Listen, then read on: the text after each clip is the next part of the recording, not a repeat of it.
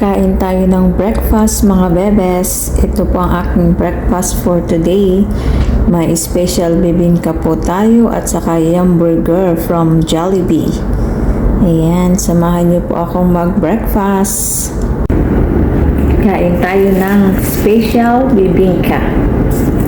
Masarap po ito, yung special bibingka nila dito sa Kuwait. It's very masarap.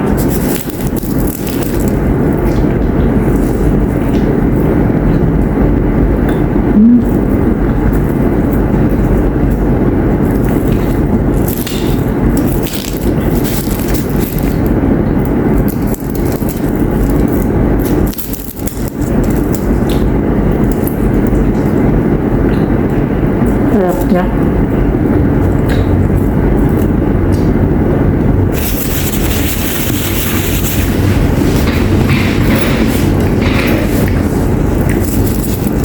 Ayos tayo ng upo.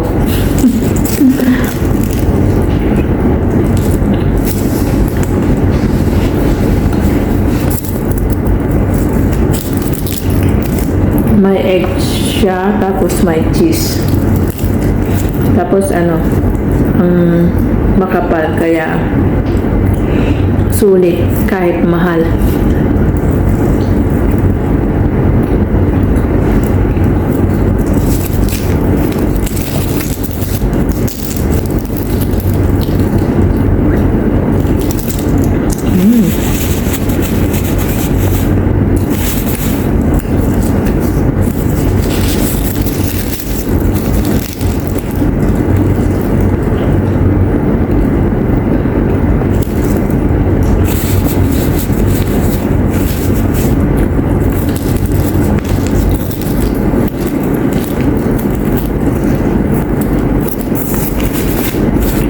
Black coffee without sugar.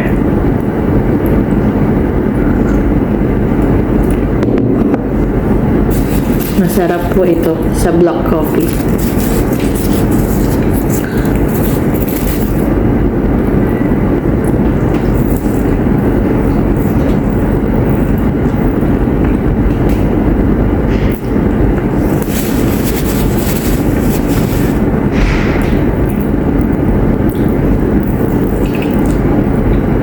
So yummy.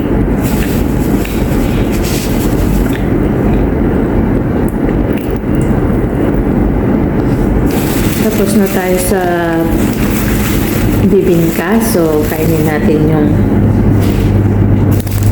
yum burger. Ito na po yung kakainin ko hanggang sa uwian. Tapos, pagdating ko ng bahay, doon ulit ako kakain. So, kailangan kong magpakabusog. Char.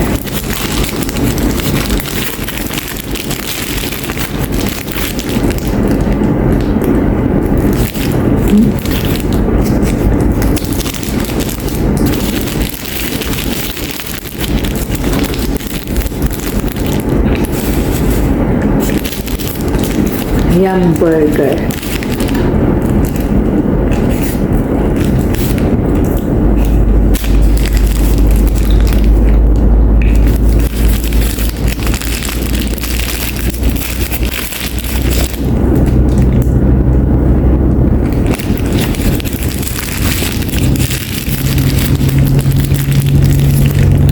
So yummy ang yum burger ng Jollibee.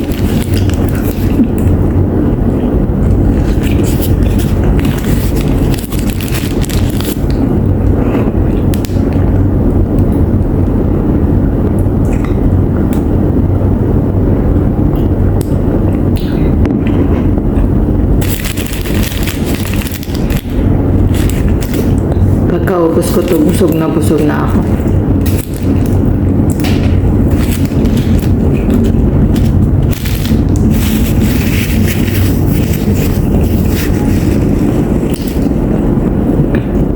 Kayo, anong kinain nyo ng breakfast? Nag-rice ba kayo o nag-bread lang? Or plain coffee lang?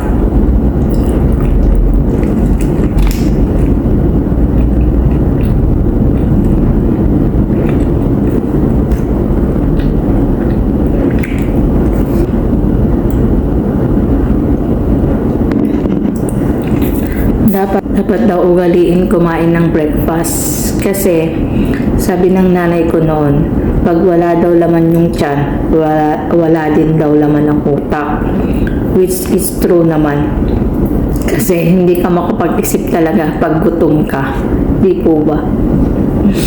Kaya, pag ako gutom at maraming trabaho, at ako ay nagagalit na, alam na this na mga kasama ko sa work, ako ay gutom. Kasi mukha daw akong pagkain, lagi daw pagkain nasa isip ko. Eh, ganun talaga. Diba?